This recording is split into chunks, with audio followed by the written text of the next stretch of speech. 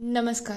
आजच्या एपिसोडला जर मी शॉर्टमध्ये एक्सप्लेन करायला जाऊ तर इकडे मनू आणि नभाजी गावामध्ये येतात आणि ते जशीच गावामध्ये एंटर होतात अशी मस्त टवटवीत फुलं पूर्णपणे कोमेजतात. मीनवाईल इकडे ओवीची इच्छा झालेली असते खीर खाण्याची. त्याच्यासाठी तुळजाई आणि त्या दोघी दूध घ्यायला जाणार आहेत. इकडे मायक्का प्रल्हाद विरुद्ध षडयंत्र करतात आणि सगळ्या गोष्टी बाहेर काढण्याचा प्रयत्न करतायत. चला बघूया डिटेलमध्ये आजच्या एपिसोडमध्ये काय काय घडले. नमस्कार. आजच्या भागात आपण बघणार आहोत इकडे जोगतीनबाईला एक जण अजून जोगवा देत असतो. तेवढ्यात त्या जोगवा देतात आणि त्या दोघांचं बोलणं सुरूच असतं. इकडे नभाजी आणि मनूची गावामध्ये एंट्री होते. तेव्हा नभाजी म्हणतो, आत्ता खरी मजा येणार आहे. आपण तुळजापूरला तर आलो आहे आणि सम्राज्ञीने जे आपल्याला दिलं आहे ना, त्यामुळे गावावरती आपण मस्तपैकी आपला हुकूमत गाजू. त्याच्यातून अशी काळी हवा येत असते आणि ती जशीच पुढे जाते तसंच इकडे परडीमध्ये ठेवलेली फुलं कोमेजतात. तेव्हा त्या मावशी म्हणतात, अचानक ही फुलं कशी कोमेजली? नेमकं घडलं तरी काय आहे? काहीतरी वाईट आपल्या गावामध्ये येत आहे ज्याच्यामुळे हे सगळं घडत आहे. ते दोघं चिंतामणी दगड पार करतात आणि इकडे त्या जोगतीच्या समोरून जायला लागलेले असतात. त्या दोघींची थोडी काळजी वाढलेली असते, पण नभाजी आणि मनू त्यांच्या जोरमध्ये खूप खुश असतात. दुसरीकडे इकडे महादेव आणि तुळजाईचं बोलणं सुरूच असतं. तेवढ्यात तिथे ओवी येते आणि म्हणायला लागते, मला एक सांगा ना, तुम्हाला खीर बनवता येते का?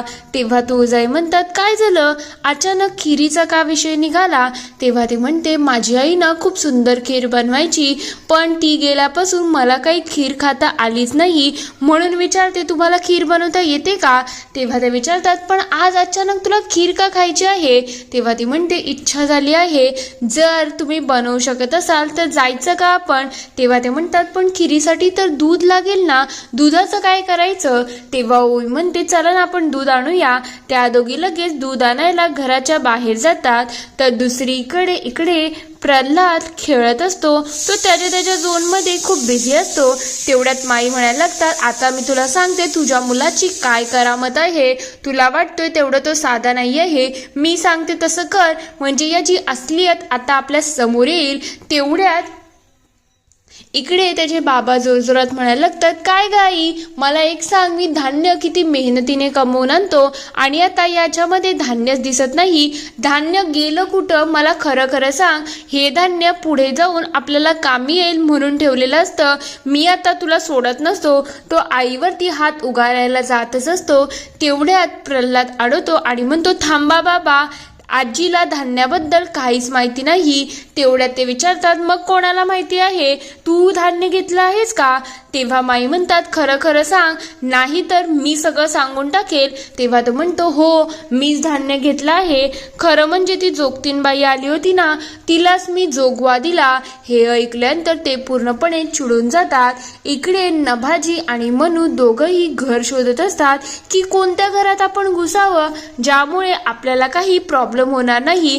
त्यांचं लक्ष जातं इकडे प्रल्हादच्या घराकडे आणि ते म्हणायला लागतात, आता आपल्याला तिकडेच जायला पाहिजे. खरं म्हटलं तर आपण या गावात तर आलो आहे, पण या गावाला पोखरायचं असेल तर घर आपल्याला इम्पॉर्टंट असायला पाहिजे.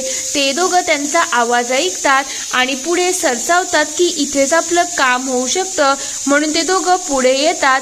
इकडे तेवढ्यात बाबा म्हणत असतात, काय रे, तुला सांगितलं आहे ना त्या देवीचं नाव घ्यायचं नाही, पण तरी सुद्धा सतत तू त्या देवीचं नाव घेतो.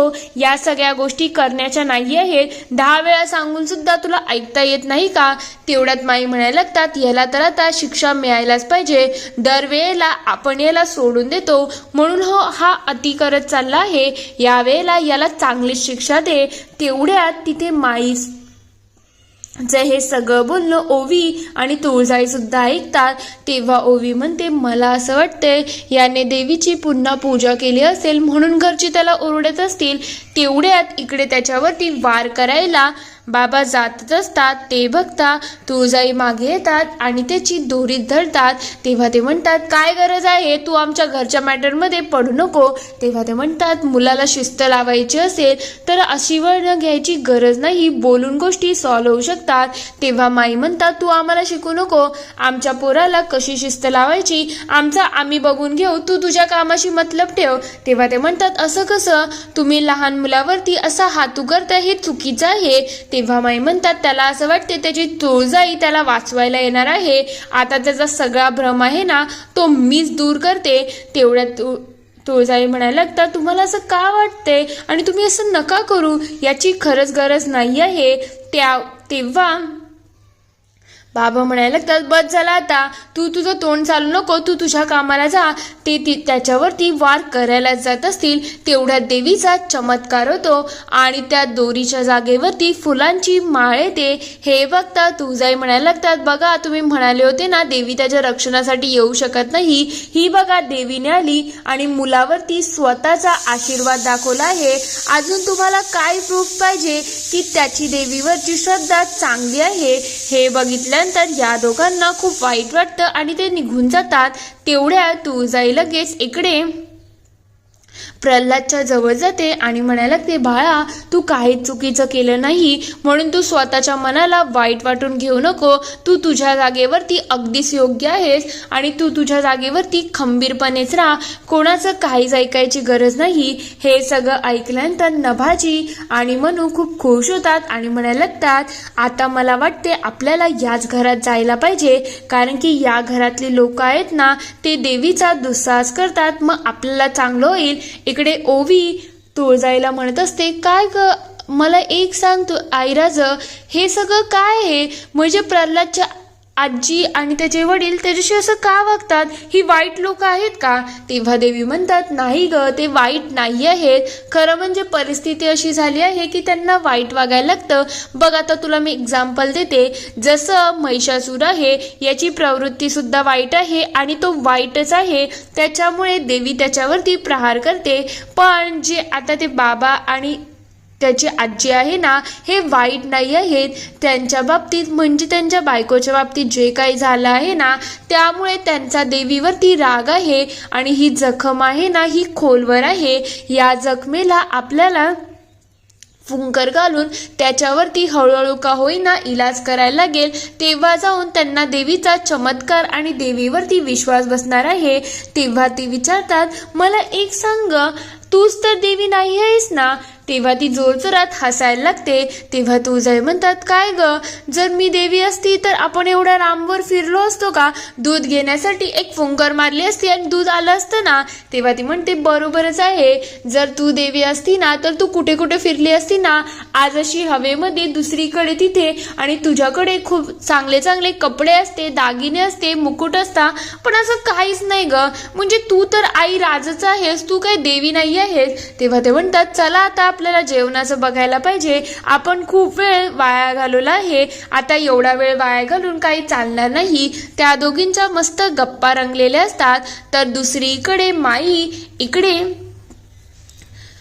तिच्या मुलासाठी पाणी घेऊन येते. तेवढ्यात इकडे मनू आणि नभाजी येतात आणि विचार करायला लागतात, भाऊजी भाऊजी भाऊजी. तेव्हा ते विचारतात, कोण आहात तुम्ही आणि मला भाऊजी का म्हणतात? तेव्हा मनू म्हणते, मी सरुताईची लांबची बहीण आहे, तिची बातमी मला आत्ताच कळली की ती आता या दुनियामध्ये नाही. तेव्हा ते म्हणतात, आत्ता कळली तुम्हाला बातमी? तेव्हा ते म्हणते, हो ना, आम्ही खूप दूर राहतो आणि खरं म्हटलं तर सरुताईच्या लग्नाला मी होती, त्यानंतर आपली जास्त काही गाठभेट झाली नाही, पण सरुताईचं ऐकून आम्हाला काही राहवलंच नाही, खूप दूरच्या गावामधून आलो आहोत. तेव्हा ते म्हणतात, पण आम्ही तुम्हाला ओळखलं नाही.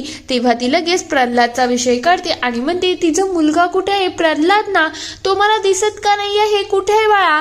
तेवढ्यात नभाजी म्हणतो, तो बघा तो मुलगा लांब आहे तेव्हा तो म्हणतो इकडे ये बाळा इकडे ये. तेव्हा प्रल्हाद त्यांच्या जवळ येतो पण तो त्यांना काही भाव देत नसतो.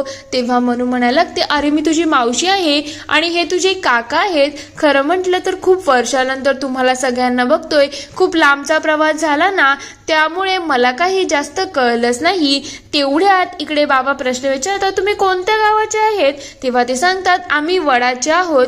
तेव्हा ते म्हणतात अरे वड तर इथेच आहे ना. तेव्हा ते म्हणतात नाही नाही इथलं नाही हो लांबचं वड आहे. मग तुम्हाला किती दिवस लागले इथे यायला. नभाजी 4 म्हणतो आणि ही 6 म्हणते.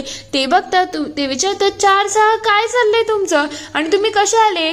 तेव्हा ते म्हणतात आम्ही तर बैलगाडी आणि एक जण चालत म्हणतं. तेव्हा ते विषय सावरतात आणि सगळ्या गोष्टी त्यांच्या बाजूने करतात आणि म्हणायला लागतात काय नाही आम्ही चालत आलो आणि अर्धा प्रवास आम्ही बैलगाडीने केला आहे. 4-7 दिवस लागतात आमच्या गावाने इथे यायला. आणि खरं म्हटलं तर भाऊजी तुम्ही एवढे प्रश्न विचारू नका. खरं म्हटलं माई घर बघून मला खूप आनंद होत आहे. तुम्ही अजून सुद्धा खमक्या आहेत म्हणून तर तुमच्याकडून सगळ्या गोष्टी छान होतात ना. मला खरंच तुमचंच वाईट वाटते. तेव्हा माई म्हणतात मी तुम्हाला ओळखलं तर नाही पण तुम्ही सरस्वतीच्या ओळखीच्या आहात तर ठीक आहे. तुम्ही पहिले जेवून घ्या मी जेवणाचं बघते. माई लगेच आत निघून जातात पण त्यांचा कोणाचा विश्वास बसलेला नसतो. तेव्हा मनू म्हणते तुमचा विश्वास असो की नसो पण आपल्याला या घरात घुसायला तर मिळालं आहे. आता पुढचं काय करायचं हे सुद्धा आपण लवकरच मॅनेज करू. ते दोघं हे सगळं करून खूप खुश झालेले असतात. तर दुसरीकडे इकडे तुळजाई म्हणत असतात आजचा दिवस खूप धाकापडीचा होता. खूप जास्त वेळ वाया गेला आणि खरं म्हटलं तर या मुलीचं सगळं करतामध्ये कसा वेळ जातो ना काही कळतच नाही आहे. तेव्हा महादेव म्हणतात तुमची तर सवयच आहे ना.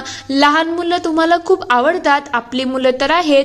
त्यानंतर जगदंबा अजून कितीतरी तुमची मुलं आहेत ज्यांच्यावरती तुम्ही जीवापाड प्रेम करता ना. तेव्हा तुळजाई म्हणतात हो ते तर आहे तुमचं सुद्धा आहे ना. तेव्हा ते म्हणतात पण तुम्ही एक गोष्ट विसरत आहात हे. तेव्हा तुळजाई म्हणायला लागतात पण मला एकच समजत नाही या सगळा प्रवास मी कसा सुरू करू आणि कुठून सुरू करू याच प्रश्नाचं मला उत्तर भेटत नाही आहे. खरं म्हणजे आदिशक्तीनेच याच्यामध्ये मला मदत करायला पाहिजे तेव्हाच या प्रश्नांवरती काहीतरी उत्तर निघेल. तेव्हा महादेव म्हणतात ते कसं काय होईल आपल्याला दुसरं काहीतरी मार्ग शोधायला लागेल. तेवढ्यात तिथून एक सिक्का खाली पडतो आणि तो तिथे जाऊन चमकायला लागतो. ते बघता तुळजाई खूप खुश होऊन जातात. इथे हा एपिसोड संपतो. पुढील भागात आपण बघणार आहोत तुळजाई म्हणत असतात मला मार्ग सापडला आहे आणि लवकरच तुम्हाला समजेल की तो मार्ग काय आहे. इकडे महादेव सुद्धा म्हणतात मग तर चांगलीच गोष्ट आहे. नभाजी आणि मनू दोघंही घरातून जायला निघालेले असतात. तेव्हा माई लगेच इकडे सांगायला लागतात मला असं वाटते आपल्याला यांना इथेच थांबून घ्यायला पाहिजे. लोकांना जो देवीबद्दल गैरसमज झाला आहे ना त्याला दूर करण्यामध्ये हे आपल्याला मदत करू शकतात. इकडे महादेव विचारतात तुम्ही एवढ्या खुश का आहेत आणि कोणाची वाट बघताय. तेव्हा देवी सांगतात तुम्हाला समजेलच आता कोण येत आहे. तिथे अजून कोणीतरी येत असतं. इथे हा पूर्ण एपिसोड संपतो. आता नेमकी कोणती देवी तुळजाईंना भेटायला येणार आहे आणि त्यांच्या कार्यामध्ये मदत करणार आहे तुम्हाला काय वाटतं ते मला कमेंटमध्ये नक्की कळवा. व्हिडिओ आवडला असेल तर लाईक शेअर सबस्क्राईब करायला विसरू नका. Thank you for watching.